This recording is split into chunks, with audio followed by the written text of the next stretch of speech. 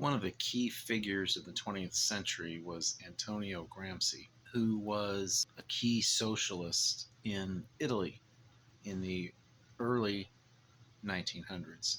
He opposed Benito Mussolini in Italy and was thrown in prison, and most of his writings were done from prison, though he wrote quite a bit before that. Gramsci was a socialist and an atheist, and eventually he was one of the founding members of the Communist Party of Italy.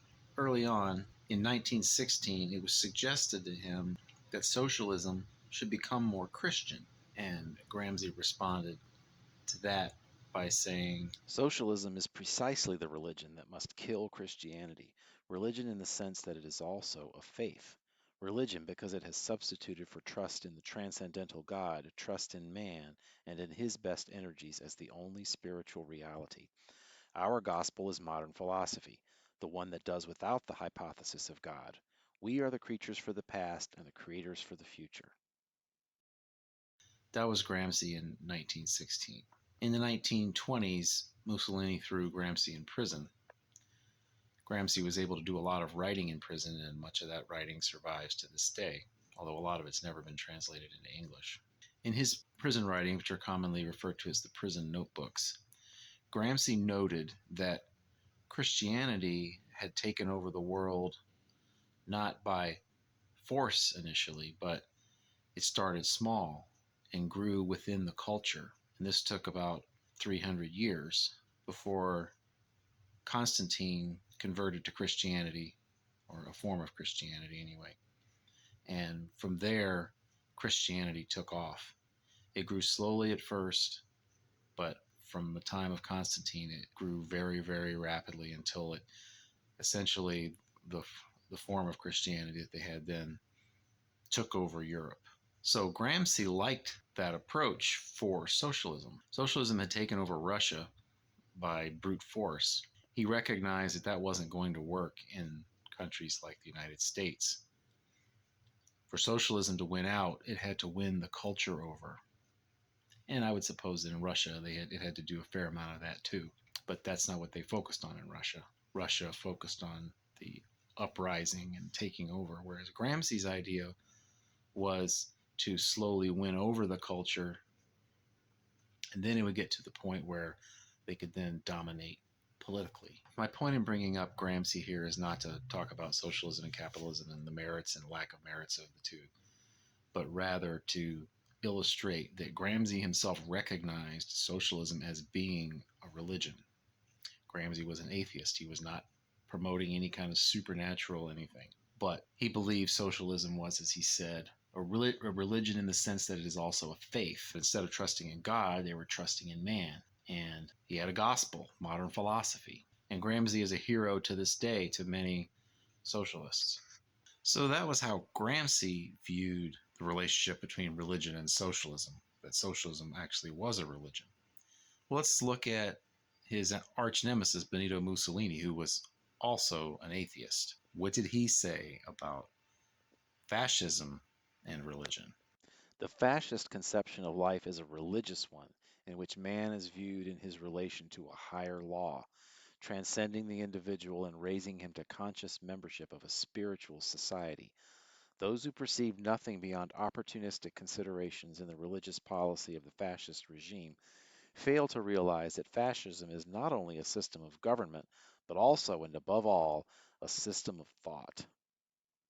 So Mussolini saw fascism as being a religion just as much as Gramsci saw socialism as being a religion. Why? Because these weren't just casual thoughts here and there. These were their deeply held core beliefs that drove how they lived and how they wanted everyone else to live. Joseph Schumpeter, and I'm probably saying that very wrong, was an Austrian economist. Schumpeter was not a Marxist, but he recognized Marxism to be a religion, and here's how he described it. In one important sense, Marxism is a religion. To the believer, it presents first a system of ultimate ends that embody the meaning of life and are absolute standards by which to judge events and actions. And secondly, a guide to those ends, which implies a plan to salvation and the indication of the evil from which mankind, or a chosen section of mankind is to be saved. We may specify further, Marxist socialism also belongs to that subgroup which promises paradise on this side of the grave. Once you recognize that the key feature of religion is not necessarily believing in God or gods or anything supernatural, but rather having a deeply held set of core beliefs that determine how one lives. Now, the religions that do believe in God certainly have that, but plenty of ways of life don't have belief in God or anything supernatural. They have just as much a set of core beliefs.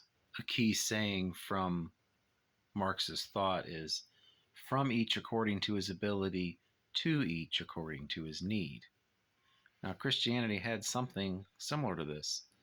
In Acts chapter 4, verses 34 and 35, we read, Neither was there any among them that lacked, for as many as were possessors of lands or houses sold them, and brought the prices of the things that were sold, and laid them down at the apostles' feet.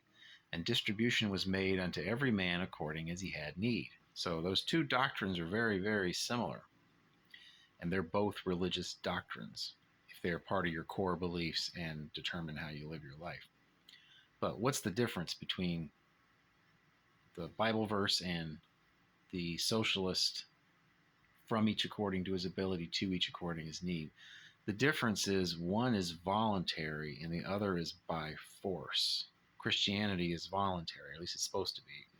I recognize that many people calling themselves Christian chose to try to use force to bring about Christianity in the world, but that wasn't something Christ ever commanded or the apostles ever commanded. So those were people disobeying Christianity, not obeying Christianity. But when it comes to Marxism and socialism, force is how they do it. That's the plan, by force. In the next video, we'll close off the subseries on religion by trying to put all the ideas of the last few videos together in sort of a comprehensive view.